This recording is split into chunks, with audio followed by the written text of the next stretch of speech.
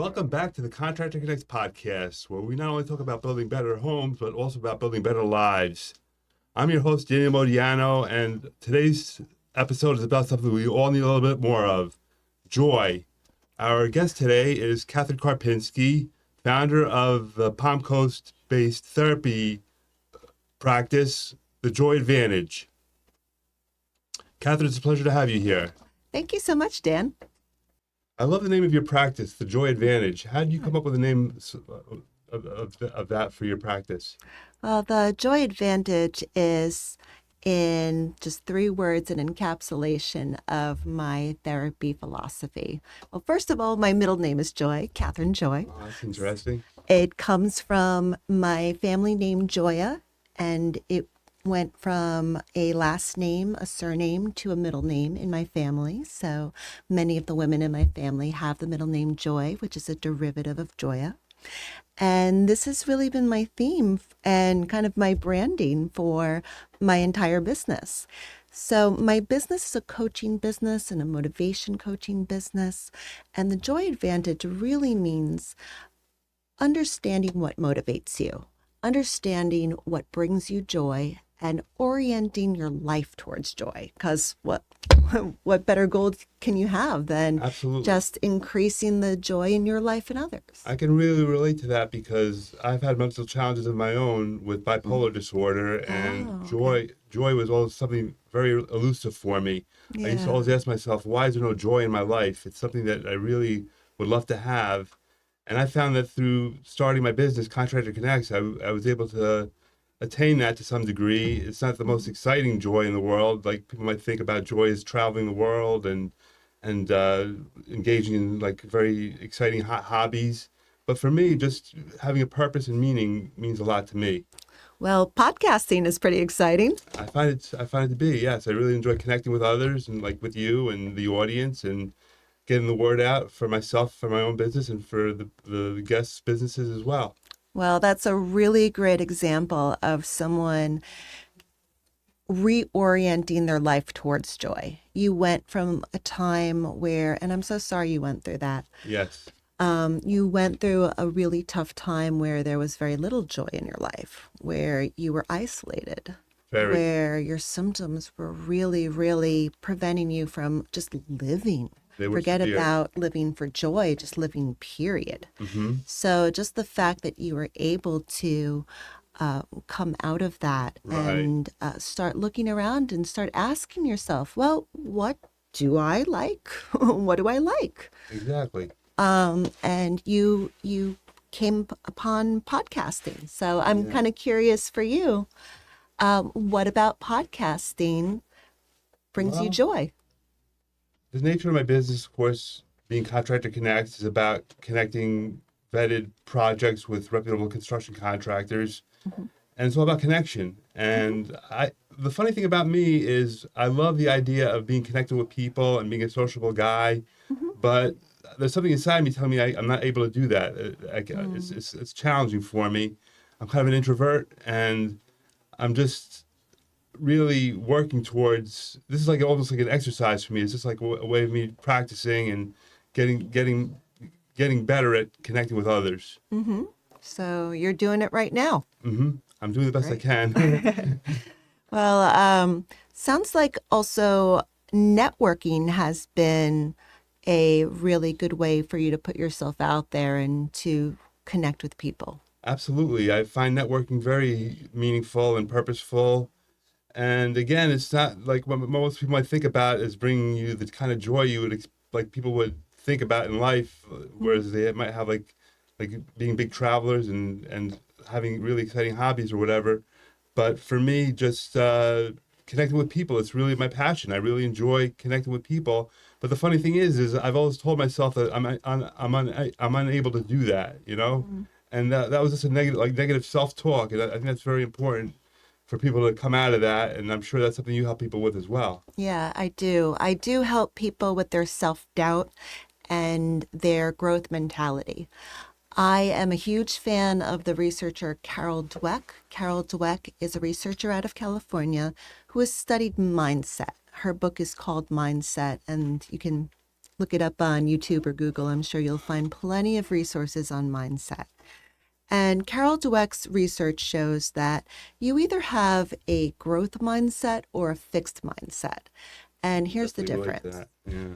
The growth mindset sees feedback or test scores or information as data to act upon. So that data shows you where you need to practice, where you need to develop new skills, or it might show you like what area of talent is really really blossoming versus the areas that you're just really not that good at. And we all have our strengths and weaknesses. Mm-hmm. But the growth mentality sees failure as information. Failure is data. Like, how did you fail? Why did you fail? And what are the choices you can make differently in the future so that you're more successful? Right. You know, there's an affirmation I tell myself regularly, and that is, Mm-hmm. I embrace challenges as opportunities for growth, which really Mm-hmm. ties into exactly what you're saying. And Yeah. you have to, affirmations for me work really well too. Do you use them for with your clients? Oh, yes. Yeah. Affirmations are a great tool. So in this case, you may say, challenges are an opportunity for growth. I also am a musician. And as a musician, I have to practice to get better. When learning a new song, learning a new technique, I have to have that focused practice and listen and get that feedback and not be afraid to fail at the beginning. Like, I really didn't think I could sing certain styles, and then I trained and I practiced, and now I'm singing rock, I'm singing country, Right. I'm singing pop. So in my musical training, I can really see what incremental progress does as a result of that growth mentality. Yeah. But how much does passion have to do with that also? It's like Mm-hmm. it's hard to excel at something that you're not passionate about. You have to really love what you're doing in order to measure those failures to grow as well. Because if you're just not really loving it, you're not gonna Mm-hmm. work very well through the failures either. Exactly. When it comes to passion, it's it really is the prime motivator. So if you're going to take on any challenge, the more you can tie it to a passion of yours or tie it to joy, the easier that challenge is going to be.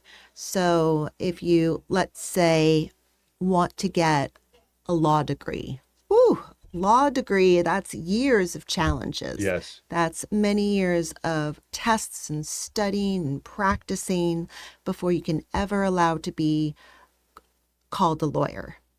And even then, you have to pass the bar exam. So there's a lot of challenging steps to becoming a lawyer. But then if practicing law is your passion, then It's a lot it's easier. all worth it. Yeah. And you can that helps keep you going over the many years. I'm not a lawyer. I'm a board certified behavior analyst. That behavior analyst credential took many years of studying. It took a master's degree. It took 1,500 hours in the field. It took passing the exam, which I failed the first time. Mm-hmm. So I got it the second time. And, what kept me going was that like bigger goal, that bigger picture. I wanted to help people.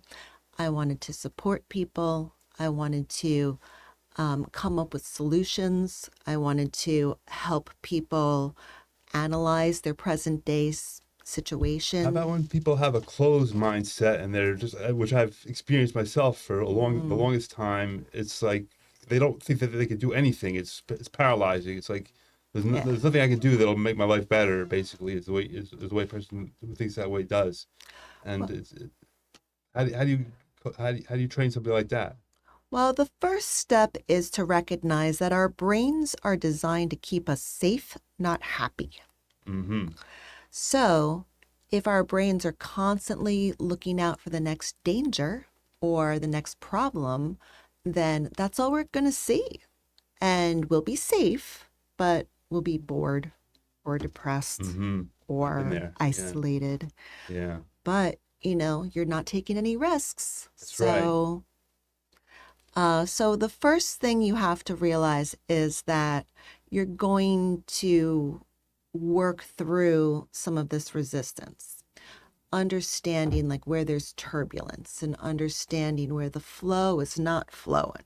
So you Right. kind of do an assessment of what's working and what's not working. Mm-hmm. And then you start looking at, well, what is working? What are you getting done? Even if it's just, brushing your teeth or something, if you're flat out. But you find incremental steps where you can celebrate the wins.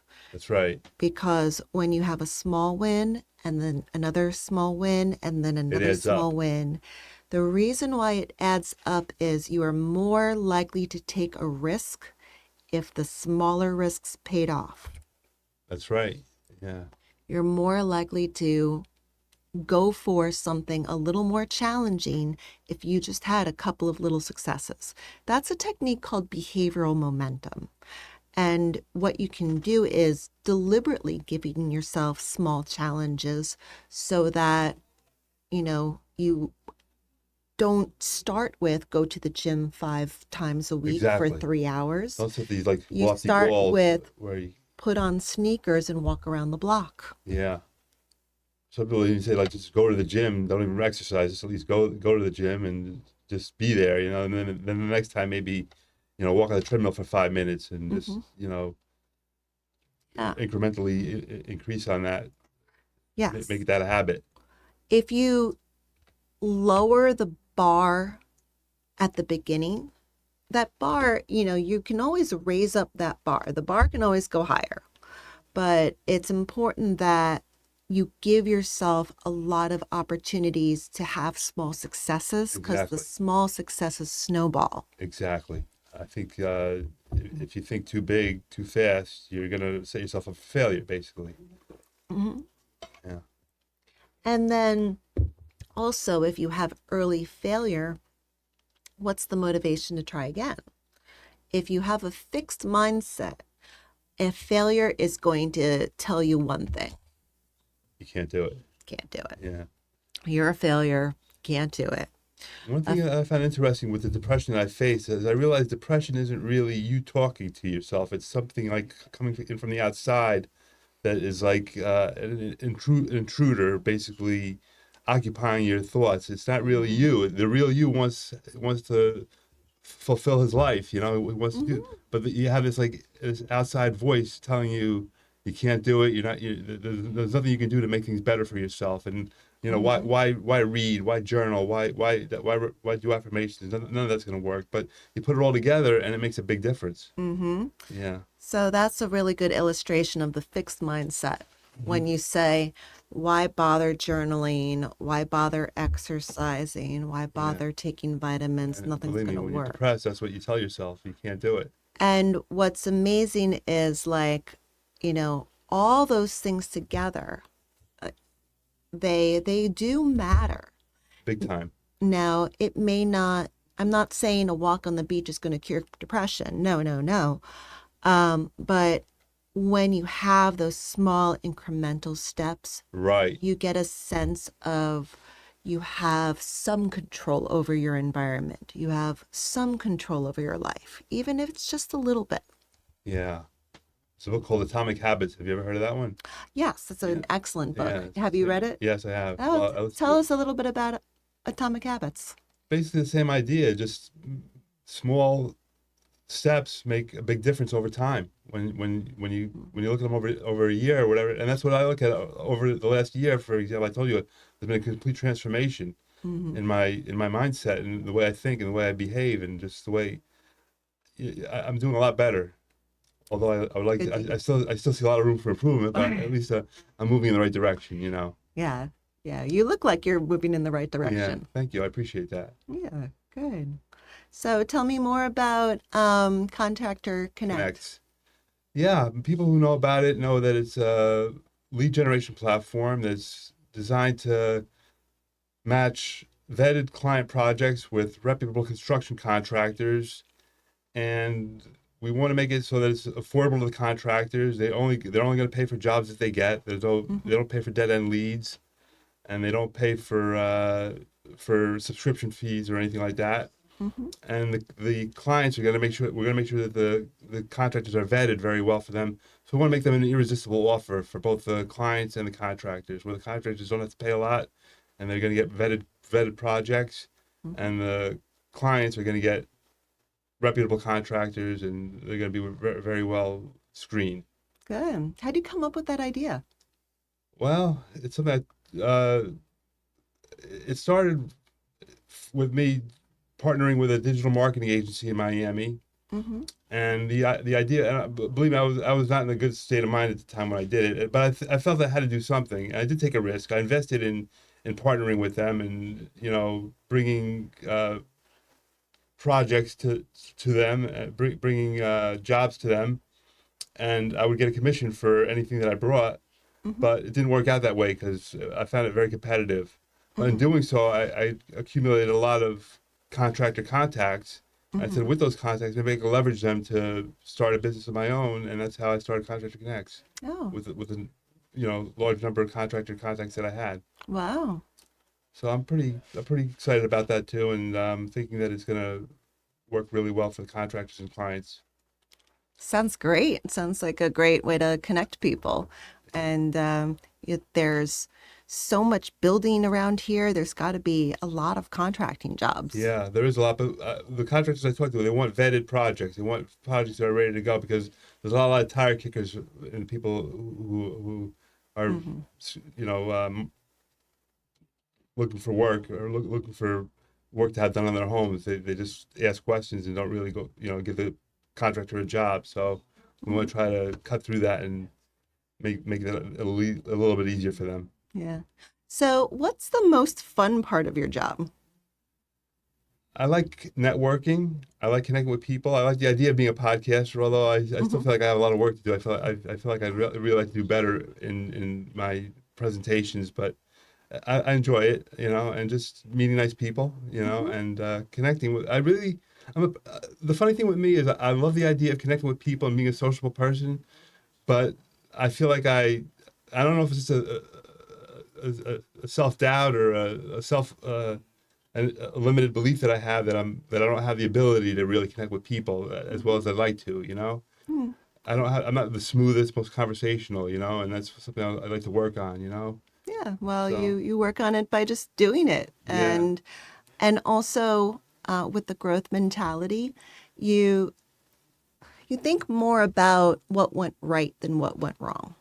That's right. So when you are in a growth mentality, and believe you me, when I am singing in a performance and I hit a wrong note, I can very easily obsess about that one wrong note Yeah. and ignore not only all of the right notes, but all of like the really good notes. I hit that high note, I held out that long note, Yeah. I did that tricky passage really well. Like, There's no one more critical of yourself than you, right? it's no one's more critical than yourself. Yeah. So, Incredible. I try to practice that with my performance, where I think about not the notes that went wrong, but all the notes that went right.